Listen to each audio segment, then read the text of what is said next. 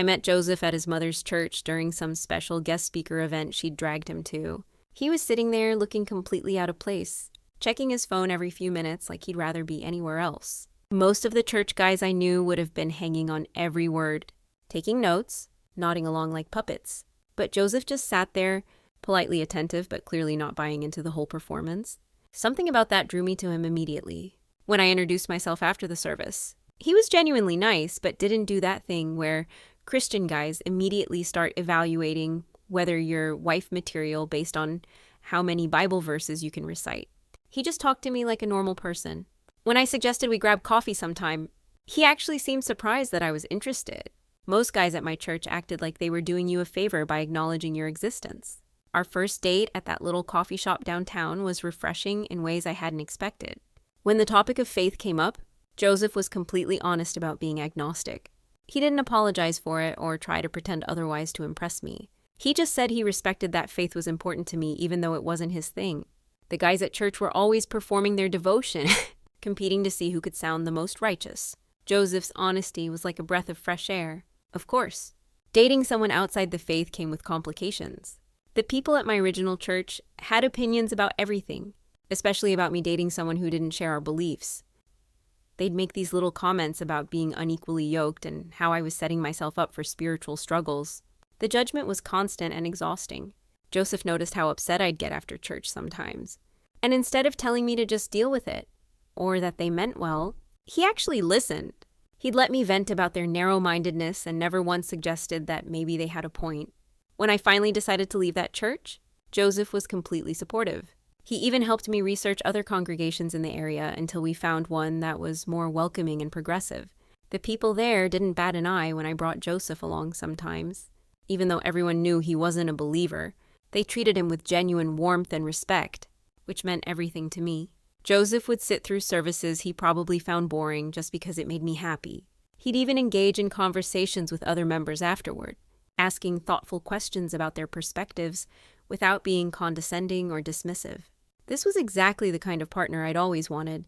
Someone who respected my beliefs without sharing them. Someone who supported my choices without trying to control them. Joseph never tried to change me or make me feel guilty for having different views. He just accepted me exactly as I was. Looking back, I can see how that acceptance was exactly what I needed, even if I didn't fully appreciate it at the time.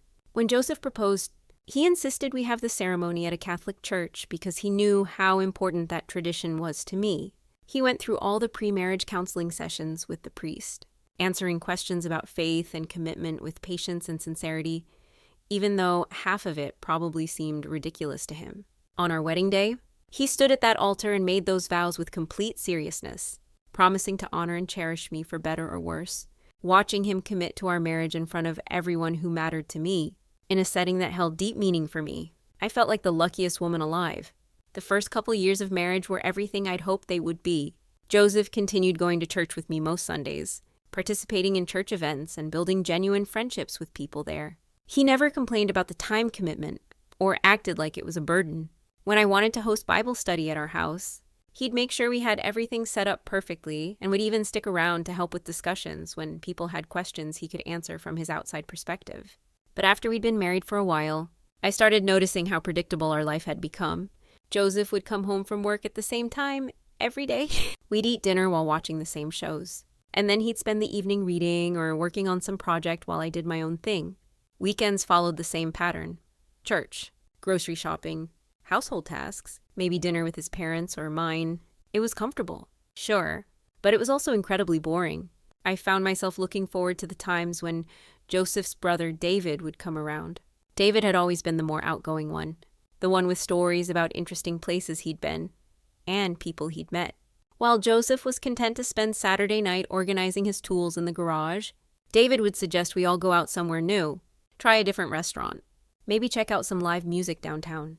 Joseph usually went along with these suggestions, but I could tell he was just humoring us. David and I were the ones actually enjoying ourselves. When I started feeling restless in our routine, I began going out more on my own, just drinks with friends from work, or meeting up with people from church for social events that Joseph wasn't particularly interested in. He never questioned where I was going or when I'd be back. He trusted me completely, which should have made me feel grateful and secure. Instead, It started feeling like he just didn't care enough to be curious about my life outside our house. David started joining me for some of these outings when Joseph declined to come along. We'd meet up with my work friends for happy hour. Or he'd come with me to church social events when Joseph was busy with some project. David was fun to be around. He actually paid attention to what I was saying, remembered details about my day, asked follow-up questions about things that were bothering me. When I complained about work stress or family drama, David listened like he genuinely cared about finding solutions. Joseph would listen too, but in that distant, analytical way of his, like he was trying to solve a puzzle rather than connect with what I was feeling. The more time I spent with David, the more I realized how much I'd been settling for in my marriage. Joseph was a good man, sure, but he was also completely content with mediocrity. He had no desire to try new things, meet new people, or push himself outside his comfort zone. David, on the other hand, was always suggesting adventures, always looking for ways to make life more interesting and exciting. When some of the women at church started making comments about how much time David and I were spending together, I brushed off their concerns. They were the same people who'd probably never had a real friendship with someone of the opposite gender. The same ones who thought dancing was inappropriate and that married couples shouldn't have separate interests. Their narrow worldview wasn't something I needed to take seriously. But then, one afternoon, after a particularly judgmental conversation at church, where someone actually had the nerve to tell me that the devil is in you, Joseph is the reason I came home furious and upset. How dare they blame Joseph for my choices? How dare they act like I was some kind of corrupted soul, just because I wasn't content to sit at home every night like a good little wife? Joseph tried to comfort me, but his reassurances felt hollow. He didn't understand the pressure I was under. The way these people were constantly watching and criticizing everything I did. That's when I realized that maybe they weren't entirely wrong about Joseph being part of the problem.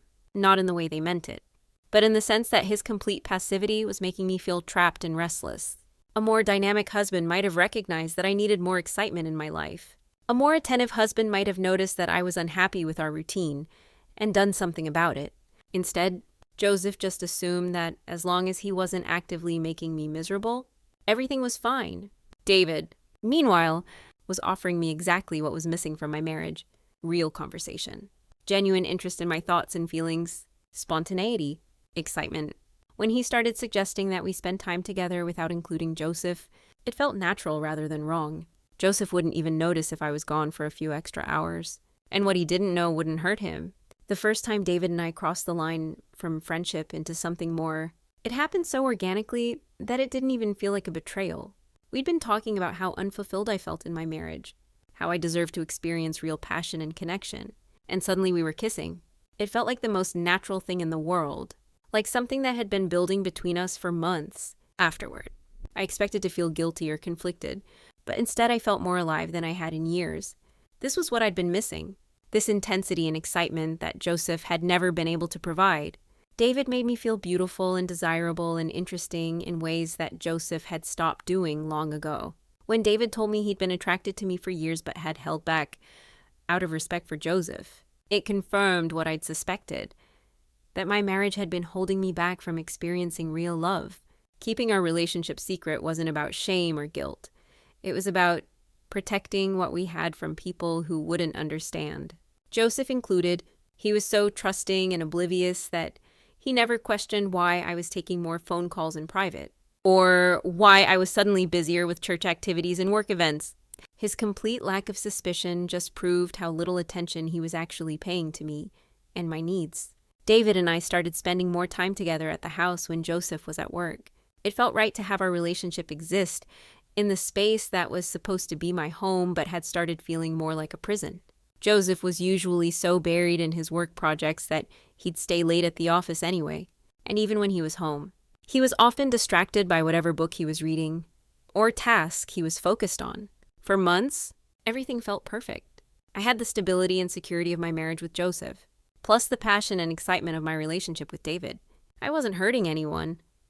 Joseph seemed perfectly content with our routine, and David was getting the love and attention he deserved. It was a situation that worked for everyone involved, even if Joseph didn't realize it. But then one afternoon when David and I were together in our bedroom, I heard Joseph's car in the driveway much earlier than expected. We scrambled to get dressed, but there wasn't enough time. When Joseph walked into our bedroom and saw David and me together, the look on his face was something I'd never seen before. "It's not what it looks like," I said immediately, even though obviously it was exactly what it looked like. But I needed to buy time to figure out how to explain this in a way that wouldn't completely destroy everything. Joseph didn't say a word. He just looked at both of us for what felt like forever, and then he completely lost it. He went after David with a fury I didn't know he was capable of, hitting him over and over until David was bleeding and trying to crawl away. I'd never seen Joseph violent before. He was always so controlled, so rational about everything. Watching him beat his own brother was terrifying and shocking. When he finally stopped hitting David, Joseph turned to both of us and told us to get out. And not just David, both of us. Like I was equally responsible for what had happened. Like I was just some stranger he could dismiss from his own house. David was still bleeding as he stumbled toward the door, and Joseph shoved him the rest of the way out. Then he turned to me and said I had until the end of the day to figure out where I was going. But I couldn't stay there. I tried to reason with him, to explain that this wasn't as simple as he was making it out to be. But he wouldn't listen to anything I had to say. He just kept telling me to leave, like our entire marriage meant nothing to him. The Joseph I'd married would never have been this cold and cruel. Something had obviously snapped in him, and I was seeing a side of his personality that frankly scared me. That night, staying at David's apartment, I tried calling and texting Joseph to see if he'd calmed down enough to have a rational conversation about what had happened. I explained that everyone makes mistakes, that what he'd discovered wasn't the end of the world. Everyone cheats. I texted him. At least it was with someone you knew and not some stranger. I thought that might help him see the situation more reasonably. That if this had to happen, wasn't it better that it was with David, someone he loved and trusted, rather than some random person who meant nothing to either of us? I also tried to help him understand that the fact that I'd kept our relationship private for so long was actually proof of how much I cared about protecting him. The fact that I hid it from you for so long shows how much I loved you. Joseph. I texted, I never wanted to hurt you. If I hadn't cared about his feelings, I would have been careless and obvious about what David and I were doing. The secrecy was actually a kindness, but Joseph didn't respond to any of my messages. He wasn't even reading them, as far as I could tell. It was like he'd completely shut down, which wasn't like him at all. Usually when we had disagreements, he was willing to talk things through until we found some kind of resolution. This silent treatment was completely out of character. After a few days of getting nowhere with phone calls and texts, I decided to go back to the house with my Bible. If Joseph wasn't going to listen to reason, maybe he'd listen to scripture. I found passages about forgiveness, about working through marital problems, about the sanctity of the vows we'd taken in front of everyone who mattered to us. When I showed up at the door, Joseph let me in, which I took as a good sign that he was ready to have a real conversation about how we could move forward. I read him scripture about forgiveness and redemption, about how real couples who take their vows seriously work through difficult times instead of just giving up. Real couples who say their vows in church work through it. I told him we'd made promises to each other in front of a priest, in front of our families, in front of the entire congregation. Those weren't just pretty words we could ignore. The second things got complicated. But Joseph just sat there listening to me read scripture with this blank expression on his face, like he was humoring me until I finished talking. When I was done, he told me to pack my things and leave. Again, like nothing I'd said had made any impact on him at all. He completely dismissed the biblical guidance about forgiveness, completely ignored the commitment we'd made to each other in that church. Apparently, his respect for my faith had all been for show, because the second it required something difficult from him, actual Christian forgiveness, actual commitment to working through our problems, he wanted nothing to do with it. I couldn't believe this was the same man I'd married. The Joseph I'd fallen in love with was patient and understanding. He listened to different perspectives and tried to find common ground. This cold, dismissive person telling me to pack my belongings was like a stranger. When I didn't move fast enough for his liking, Joseph started gathering my things himself, shoving clothes into garbage bags like I was some kind of unwanted house guest instead of his wife. He wouldn't even look at me, wouldn't engage with anything I was trying to say about how we could fix this. It was like he'd already made up his mind that our marriage was over, without even trying to work on it. The worst part was how my own family reacted when they found out what was happening. My mother called Joseph crying, begging him to forgive me and give our marriage another chance. She reminded him that I was a good person who just made a mistake, that destroying our marriage over one moment of weakness was an overreaction, but Joseph wouldn't even really talk to her. He was polite but completely unmoved by her tears. My father was even more direct with Joseph. A man's job is to keep his wife satisfied, he told him. If Angela was looking elsewhere, maybe you should be asking yourself what you weren't providing at home, which was exactly what I'd been trying to get Joseph to understand. This situation didn't happen in a vacuum. If I'd been getting everything I needed from our marriage, I never would have been drawn to David in the first place. Even Joseph's extended family had mixed reactions to his decision to end our marriage. His aunt actually told him that at least it was your brother and not some stranger, which was the same point I'd been trying to make. If this had to happen, wasn't it better that it was with someone we both cared about rather than some random person? But Joseph's father completely supported his decision to divorce me, which was disappointing but not surprising. His father had never been particularly warm toward me, and I suspected he was probably relieved to have an excuse to see Joseph end our marriage. Joseph's mother was heartbroken about the whole situation, especially about the rift it was creating between her sons, but even she couldn't convince Joseph to reconsider. The divorce process dragged on for months because I kept hoping Joseph would come to his senses and realize what he was throwing away. I fought for my fair share of what we'd built together, including the house that I'd spent years making into a home for both of us. But the legal system seemed determined to punish me for one mistake, and Joseph's lawyers painted me as some kind of villain who deserved nothing. In the end, Joseph got to keep the house, and I walked away with my car and personal belongings. No alimony, no real financial support. Nothing that reflected the years I'd invested in our marriage and our life together.